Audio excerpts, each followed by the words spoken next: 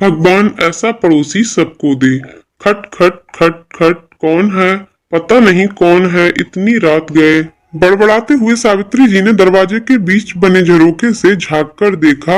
अरे रमा, तुम इतनी रात गए, जानती भी हो 2 बज रहे हैं। क्या है आंटी जी?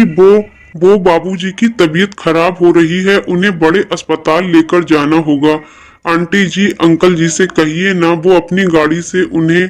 बात बीच में काटते हुए सावित्री देवी बोली, बेटा वो इनकी तबीयत खराब है, बड़ी मुश्किल से दवाई देकर सुलाया है, ऊपर से गाड़ी भी ठीक नहीं है। तो तुम चौक पर चली जाओ, वहां कोई ऑटो टैक्सी मिल जाएगी। क्या चौक पर? रमा की आंखें भीगी हुई थीं। रात 2 बजे चौक पर? माँ बाबूजी ने कभी 8 बजे के बाद घर से निकलने नहीं दिया। कारण अक्सर माँ बाबूजी उसे समझाते रहते थे, बेटा ये वक्त असामाजिक तत्वों के बाहर घूमते हुए शिकार करने का ज्यादा होता है। लेकिन आज तो मुझे जाना ही होगा। माँ को ढांढस बंधाकर आई हूँ। मुझे बेटी नहीं बेटा मानते हैं मेरे माँ बाबूजी, तो मैं कैसे पीछे हट सकती हूँ। लेकिन मन में अक्सर अकेली लड़कियों के साथ होती वारदातों की खबरें रमा के मन में आशंकाओं को और बढ़ा रही थीं। लेकिन वो हिम्मत करते हुए अपनी गली से बाहर सड़क की ओर जाने लगी। अरे रुको, कौन हो तुम? पीछे से आवाज सुनाई दी। रमा ने घबराकर पीछे की ओर देखा तो गली के नुक्कड़ पर महीने भर पहले रहने आए नए पड़ोसी, जो कि रिक्शा चलाते थे, को खड़ा पाया। अरे तुम तो हमारी गली के दीनानाथ भैया की बिटिया हो ना? कहाँ जा रही हो इतनी रात गए? काका, वो बाबूजी की तबीयत खराब है, अस्पताल लेकर जाना है, कोई सवारी रिक्शा ढूंढने। क्या दीनानाथ भैया की तबीयत खराब है बिटिया? तुम घर चलो वापसी, कहकर वह जंजीर से बंधे अपने रिक्शा को खोलने लगे। रमा तुरंत घर पहुंची। बाबूजी को सहारा देकर उठाने की कोशिश कर ही रही थी कि रिक्शे वाले काका अंदर आ गए। आओ दीनानाथ भैया, सहारा देते हुए दीनानाथ जी को पकड़ते हुए रिक्शे वाले ने कहा। अरे बिटिया, भाभी जी कुछ नहीं है, सब ठीक है, अभी डॉक्टर के पास पहुंच जाएंगे। पिछली सीट पर तीनों को बिठाकर रिक्शा पर तेजी से पैडल मारकर खींचने लगा। अस्पताल पहुंचकर रमा के साथ डॉक्टरों के आगे पीछे भागते हुए दीनानाथ जी को भर्ती कराया। देखिए, थोड़ा बीपी बढ़ा हुआ था। डॉक्टर ने उन्हें दवाओं सहित थोड़ा आराम करने के लिए कहा। बेड के पास बैठी रमा को शाम की वो तस्वीरें आंखों के आगे नजर आ रही थीं, जब बगल वाली सावित्री आंटी अंकल जी के साथ खिलखिलाकर गाड़ी से उतरी थीं। तब ना तो गाड़ी खराब थी और ना अंकल जी की तबीयत।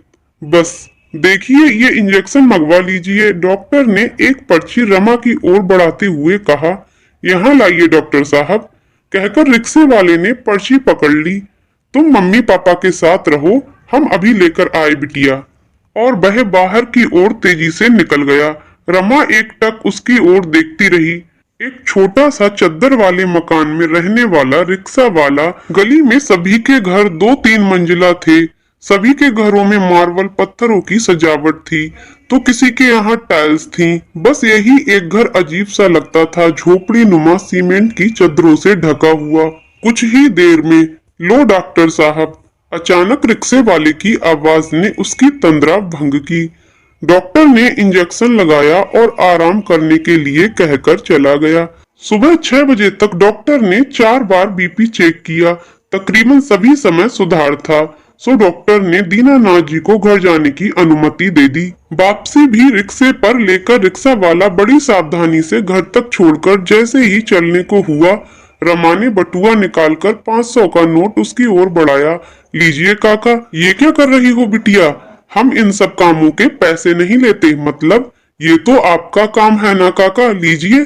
बिटिया, हमारे परिवार ने जीवन यापन के लिए हम सुबह से शाम तक उस ऊपर वाले की दया से मेहनत करके कमा लेते हैं। ज्यादा का लालच नहीं, वो इंतजाम किए देता है हमारे पेट का। और वैसे भी हम एक गली में रहते हैं, ऐसे हम और आप पड़ोसी हुए, और वो पड़ोसी किस काम का जो ऐसी स्थिति में भी साथ ना दे।